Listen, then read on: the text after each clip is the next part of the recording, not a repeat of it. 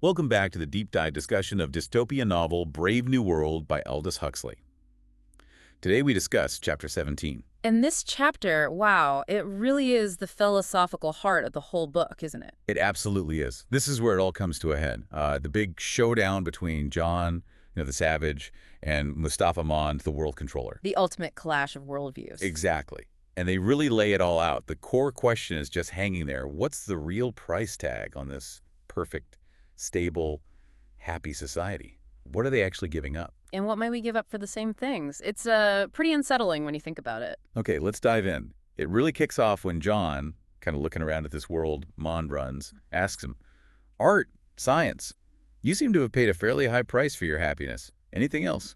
Yeah, he's pushing. He knows there's more under the surface. And Mond, almost casually, just drops it. Well, religion, of course. Just like that. And then he shows John his secret stash, this safe full of what he calls pornographic old books. Which turned out to be. The Holy Bible, the Imitation of Christ, and William James's The Varieties of Religious Experience.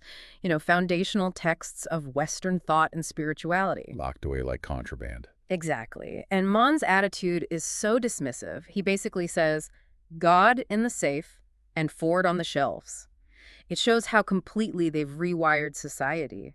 These profound ideas aren't just banned, they're made irrelevant, obscene even. So why are they banned? What's Mond's official line? It's pretty simple from his perspective. He says, they're old, they're about God hundreds of years ago, not about God now. He treats God like a concept that just changes with the times, or rather with human needs. Which is when John hits back with, but God doesn't change. That's a direct challenge, right? A fundamental disagreement. Oh, absolutely. And Mond's reply is key to understanding the whole world state. Men do, though. His whole point is that humanity has changed, or rather been changed by the controllers. How does he back that up? He uses some old text himself, doesn't he? He does, yeah. It shows he knows this stuff, even as he suppresses it. Yeah. He quotes Cardinal Newman, someone who argued humans need God, that independence was not made for man. Newman thought that as people age and face loss, they naturally turn to God. Okay, and the other one, Maine de Biron. Right. Maine de Biron suggested something similar, that as passions cool with age, the religious sentiment tends to develop. God kind of emerges as from behind a cloud. Both point to this, natural human inclination towards the spiritual, especially when facing mortality or hardship. But Mond just shoots it all down. Completely. He says, essentially, we've fixed all that. In their world, people have youth and prosperity right up to the end. There are no significant losses, no old age in the way we know it, no deep suffering to push them towards religion. And if anything uncomfortable does pop up, there's soma, instant chemical happiness. So Mond concludes religion is just superfluous, unnecessary baggage from a less perfect time. It's chilling, really. it's superfluous. That word just lands like a lead weight, calling centuries of faith and spiritual seeking just extra. Okay, so Mond thinks they've solved the problems religion used to address. But then John asks him straight up, "Then you think there is no God?" And this is where it gets really interesting. Mond says, no, I think there quite probably is one. Wait, what? After everything he just said, how does that make sense? If God exists, where is he in their world? Mond's answer is maybe the most haunting line. He manifests himself as an absence, as though he weren't there at all. An absence? Yeah. He explains God isn't compatible with machinery and scientific medicine and universal happiness. You must make your choice. Their choice was happiness, stability, control. And that meant God had to go, or at least be rendered undetectable, irrelevant. So it's a conscious trade-off. A very conscious one. John argues, but isn't it natural to feel there's a God? But Mond dismisses that too. He quotes the philosopher Bradley, basically saying belief is just finding bad reasons for what you feel instinctively, and those instincts, they're just conditioning. So your deepest feelings about meaning or the divine are just programming. According to Mond, yes. And they actively prevent the conditions where those feelings might arise naturally. He says, we make them hate solitude. They structure life so introspection, quiet contemplation, it's almost impossible. No quiet, no God. So to sum up this part, it's not really atheism. It's practical incompatibility. God, faith, spirituality, these things involve struggle, reflection, maybe even suffering. And that's poison to their perfect engineered happiness. Precisely. They didn't disprove God. They just engineered a world where God is functionally unnecessary. made God irrelevant. It's a cold calculation, which leads us to the next big sacrifice, right? Mond's dealt with God, but John brings up suffering, heroism, art. He tries quoting Shakespeare again from King Lear. Right. The gods are just, and of our pleasant vices make instruments to plague us. He's talking about consequences, about a moral order, even if it involves pain. And Mond's response is pure pragmatism again. Utterly. He basically asks, why bother with suffering or consequences when we can just eliminate them? He uses the example of Edmund from the play, who suffers for his actions, and contrasts him with a hypothetical modern counterpart just zoned out on feelies and sex hormone chewing gum. No consequences, no tragedy. He even says providence takes its cue from men, like they're in charge now, not fate or the gods. It's the peak of hubris, really. They believe they've mastered cause and effect, removed all the unpleasantness. John, naturally, is horrified. He asks if people aren't degraded by this lack of struggle. And he tries to argue for things like self-denial, chastity, concepts that must sound completely insane in the world state. Oh, absolutely. Mond lays it out. Industrial civilization is only possible when there's no self-denial. Constant consumption, constant gratification. That's what keeps the wheels turning. And chastity. Mond says chastity leads to passion and neurasthenia. Basically, pent-up emotions, instability, and instability is the ultimate enemy of their civilization. So pleasant vices are actually necessary. According to Mond, yes. You need those controlled releases. You can't have a lasting civilization without plenty of pleasant vices. And then he goes even further, dismissing nobility and heroism. How does he dismiss heroism? He calls them symptoms of political inefficiency.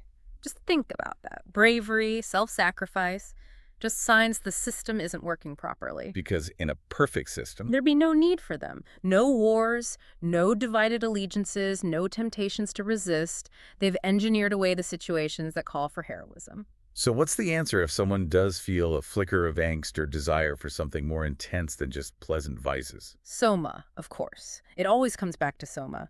Mond famously calls it Christianity without tears. Right. All the comfort, none of the struggle. Exactly. No moral effort needed. Just pop a few tablets. You can carry at least half your mortality about in a bottle, he boasts. It's virtue and peace achieved through chemistry, not character. But John, he can't accept that. He quotes Othello, doesn't he? Yeah. About needing the storm to appreciate the calm. Yes. If after every tempest came such calms, may the winds blow till they have wakened death. He believes the struggle, the tears are necessary. They give life meaning. He tells that story, the anecdote about the girl of Matoski. Where the young men had to endure the stinging flies while farming to win her. Right. A trial, a hardship, to prove their worth and earn the reward. It's a simple story, but it's about enduring difficulty for something valuable. He's trying desperately to make Mond see that value. And Mond just brushes it off. Instantly, with cold logic. Charming. But in civilized countries, you can have girls without hoeing for them and there aren't any flies. They just got rid of the problem. Yeah. Eliminated the hardship. Which leads John to that sad realization. Yeah. Getting rid of everything unpleasant instead of learning to put up with it. You just abolish the slings and arrows. It's too easy. And that's the core conflict right there, isn't it? Eliminate the challenges versus learn to overcome them. Comfort versus meaning, almost. It really is the deep philosophical divide. Do we smooth away every rough edge, or do we find value in the roughness itself? So after Mond has basically dismantled God, heroism, suffering, art, John seems completely broken, but he makes one last stand. He cries out, "Nothing costs enough here." He's starved for meaning, for something that requires real effort, real risk. He wants something to feel real. And Mond, ever the controller, actually has a technological fix for that desire too, doesn't he? Of course. VPS, the violent passion surrogate. Right, the monthly adrenaline shot. Yeah, a dose of synthetic fear and rage. The complete physiological equivalent, Mond says, without any of the inconveniences. All the biochemical rush, none of the actual danger or messy consequences. It's the ultimate simulation. But John's response is just perfect. So simple. It cuts right through all the technobabble. But I like the inconveniences. He wants the mess. He wants the reality. And that leads to his final famous declaration. It's incredibly powerful. He lists everything the world state has tried to eliminate. I want God, I want poetry, I want real danger, I want freedom, I want goodness, I want sin. He's demanding the full spectrum of human experience, the good and the bad. Everything that makes us human, arguably. And Mond, in his chillingly detached way, sums it all up. He looks at John and says, in fact, you're claiming the right to be unhappy. That phrase, the right to be unhappy, It's devastating. And Mond doesn't stop there. He spells out exactly what that right entails, listing all the horrors the world state has abolished. The right to grow old and ugly and impotent, the right to have syphilis and cancer, the right to have too little to eat, the right to be lousy, the right to live in constant apprehension, the right to catch typhoid, the right to be tortured by unspeakable pains. It's a brutal list of human suffering. Everything they've saved people from. A terrifying catalog. He lays it all out, all the misery John is implicitly choosing by rejecting their utopia. And John's final response. After that horrifying list, after being shown the price of his choice, John simply says with absolute conviction, I claim them all. Wow, I claim them all. He chooses humanity, warts and all, over engineered perfection. He chooses the inconveniences.